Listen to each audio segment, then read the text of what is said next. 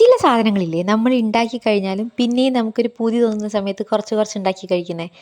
ആ സാധനത്തിൽപ്പെട്ട ഒന്നാണ് ഈ ഒരു സാധനം കേട്ടോ. ഇതിന് പ്രത്യേകിച്ച് പേരൊന്നും ഇല്ല, നിങ്ങൾക്ക് എന്ത് പേര് വേണമെങ്കിലും ഇടാം. അപ്പോൾ ഇത് ഉണ്ടാക്കാൻ വളരെ എളുപ്പമാണ്. ആവിയിൽ വേവിച്ചെടുത്താൽ മതി. നമ്മൾ റവയാണ് ഇതിന് മെയിനായിട്ട് ഉപയോഗിക്കുന്നത്. കഴിക്കാൻ ഭയങ്കര സ്വീറ്റ് ആൻഡ് ടേസ്റ്റാണ് കേട്ടോ.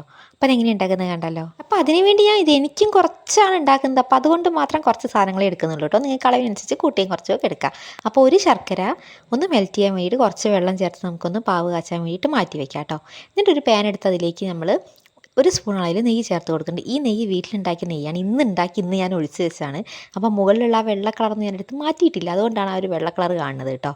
എന്നിട്ട് അതിലേക്ക് ഞാൻ ഒരു കപ്പ് റവ ചേർത്ത് കൊടുത്തിട്ട് നല്ലപോലെ നമുക്കൊന്ന് റോസ്റ്റ് ചെയ്ത് വറുത്തെടുക്കാം കേട്ടോ. ഇതൊക്കെ ലോ ഫ്ലെയിമിലിട്ട് ചെയ്താൽ മതി. മീഡിയം ഫ്ലെയിമിലോ ഹൈ ഫ്ലെയിമിലോ ഇട്ടിട്ട് റവ കരിക്കരുത്. കരിഞ്ഞു കഴിഞ്ഞാൽ നമുക്ക് ആ ഒരു ടേസ്റ്റ് കിട്ടത്തില്ല. അപ്പോൾ ഇനി അതൊന്ന് വറുത്ത് കഴിഞ്ഞാൽ അതിലേക്ക് നമുക്ക് പാവ് കാച്ചിട്ടുള്ള ശർക്കര അരിപ്പ വെച്ചിട്ട് അരിച്ചൊഴിച്ച് കൊടുക്കുന്നതാണ് ഏറ്റവും നല്ലത്. വല്ല കല്ലോ പൊടിയോ ഉണ്ടെങ്കിൽ അത് പോയി കിട്ടും. പക്ഷേ അരിപ്പ തരഞ്ഞിട്ട് എനിക്ക് ആ സമയത്ത് കണ്ടില്ല. അപ്പോൾ അതുകൊണ്ട് ഞാൻ അങ്ങനെ ഒഴിച്ച് കൊടുത്തിട്ടുണ്ട് കേട്ടോ. അപ്പോൾ നിങ്ങളുടെ കയ്യിൽ അരിപ്പ ഉണ്ടെങ്കിൽ അരിപ്പ വെച്ച് ഒഴിച്ച് കൊടുക്കുക. എന്നിട്ട് നല്ലപോലെ ഇളക്കി മിക്സ് ചെയ്ത് ആ വെള്ളമൊക്കെ ഒന്ന് വറ്റിച്ചെടുക്കുക കേട്ടോ. ഒന്ന് ഡ്രൈ ആയി കഴിഞ്ഞിട്ടുണ്ടെങ്കിൽ നമുക്ക് ഗ്യാസ് ഓഫ് ആക്കിയിട്ട് തണുക്കാൻ വേണ്ടി വയ്ക്കുക. തണുത്ത് കഴിയുമ്പോൾ ഒന്നുകൂടെ ഡ്രൈ ആവും. ഇനി നമുക്കിതിലേക്ക് വാഴയില വേണം കേട്ടോ. സാധാരണ ഞാൻ വാഴയില എടുക്കുക ആ കാണുന്ന വാഴകളിൽ നിന്നാണ്. പക്ഷേ ഇപ്പം അന്ന് അങ്ങോട്ട് പോകാൻ വയ്യ, കാരണം ആ ടാർ തെറ്റിക്കുകയാണ്. രാവിലെ വന്ന് അവർ അടിച്ചു വരുന്നതും കണ്ടു, പിന്നെ വന്ന് അവർ ടാർ ചെയ്യുന്നതും കണ്ടു. എന്തോ ആരുടെയോ കണ്ണിൽ പോയിടാൻ വേണ്ടി ചെയ്യുന്ന പോലെ ഒരു ടാറിങ് ആണ് കേട്ടോ. കണ്ടിട്ട് വലിയ മേനയൊന്നുമില്ല, ഒരു മഴ പെയ്താൽ ഒലിച്ചു പോകുന്ന തോന്നുന്നത്. അപ്പം നമുക്ക് ഈ വാഴ ഇല മുറിക്കുന്ന സ്ഥലം ഒന്ന് മാറ്റാം. അപ്പോൾ വീടിൻ്റെ പുറകിലുള്ള ഈ ഇലയാണ് നമ്മൾ മുറിക്കുന്നത്. ഇത് ഫുള്ള് കാറ്റടിച്ചിട്ട് മുറിഞ്ഞു പോയിട്ടുണ്ട്. അതുകൊണ്ടാണ് ഞാൻ അവിടെ നിന്ന് മുറിക്കാമെന്ന് വിചാരിച്ചത്. കുഴപ്പമില്ല, നമുക്കിത് തൽക്കാലത്തേക്ക് ഇത് മുറിച്ചെടുക്കാം കേട്ടോ. അപ്പോൾ മുറിച്ചെടുത്ത് ഇല കട്ട് ചെയ്ത് ഞാൻ ഒന്ന് വാട്ടിയെടുത്തിട്ടുണ്ട് കേട്ടോ. നിങ്ങളിത് ഒന്ന് വാട്ടിയെടുക്കുകയില്ല, അല്ലെങ്കിൽ പെട്ടെന്ന് പൊട്ടിപ്പോവും.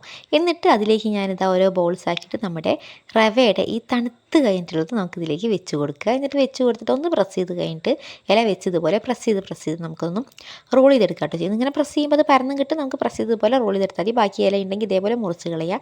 അപ്പോൾ ഇതേപോലെ ഞാൻ 3 ആക്കി എടുത്തിട്ടുണ്ട് കേട്ടോ. ഞാൻ കുറച്ചേ ഉണ്ടാക്കുന്നുള്ളൂ, എനിക്കും എൻ്റെ കുട്ടുവിന് വേണ്ടിയിട്ട്. അപ്പോൾ വേറെ ആരും അങ്ങനെ കഴിക്കത്തില്ല അത്, അതുകൊണ്ടാണ് കേട്ടോ. ചിലർക്കല്ലേ ചില സാധനങ്ങളുടെ ടേസ്റ്റ് ഇഷ്ടമാവുള്ളൂ, ചിലർക്ക് അത് ഇഷ്ടപ്പെടില്ലല്ലോ. പക്ഷേ എനിക്കും കുട്ടിന് ഭയങ്കര ഇഷ്ടമാണ് കേട്ടോ അത്. അപ്പോൾ നല്ലപോലെ റോൾ ചെയ്ത് നമുക്കിനി ഇത് ഒരു പാത്രത്തിലാക്കിയിട്ട് ഇഡ്ഡലി തട്ടിൽ വെള്ളം ഒഴിച്ചിട്ട് ആവി കയറ്റാൻ വയ്ക്കുക. 5 മിനിറ്റ് ഒരു മീഡിയം ഫ്ലെയിമിലിട്ട് ആവി കയറ്റിയാൽ മതി. എയർ ടൈറ്റുള്ള പാത്രമാണെങ്കിൽ 5 മിനിറ്റ് മതി, അല്ലെങ്കിൽ ഒരു 10 മിനിറ്റ് വയ്ക്കുക കേട്ടോ. എന്നിട്ട് നല്ലപോലെ ഒന്ന് ആവി കയറ്റി എടുത്തിട്ട് പിന്നെ തണുത്ത ശേഷം എടുത്ത് കഴിക്കാം കേട്ടോ.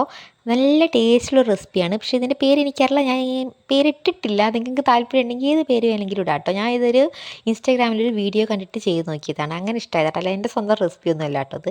അപ്പം ഞാനിതാ അത് ഒരു 5 മിനിറ്റ് കുക്ക് ചെയ്തിട്ട് പിന്നെ ആവി പോയ ശേഷം ഞാൻ വീണ്ടും എടുത്തിട്ട് ഒരു പാത്രത്തിലേക്ക് മാറ്റിയിട്ടുണ്ട് കേട്ടോ.